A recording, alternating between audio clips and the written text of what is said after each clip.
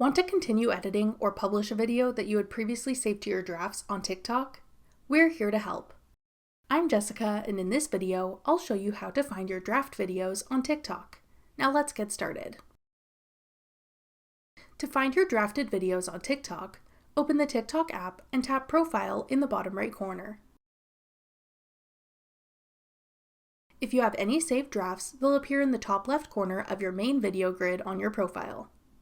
This spot will be labeled Drafts. It'll say how many saved drafts you have stored, and the total amount of storage all your drafts are taking up. Tap this to see all of your draft videos. Each draft will be labeled with the date it was saved and the name of any audio that was added.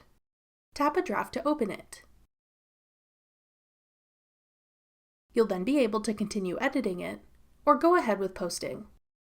If you just want to edit a bit more and save it back to your drafts, you can do that too. If you want to remove a saved draft, tap Select in the top right corner. Select any drafts you want to remove, then tap Delete at the bottom.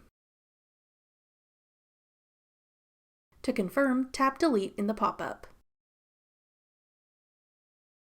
That's all it takes to find your saved drafts on TikTok.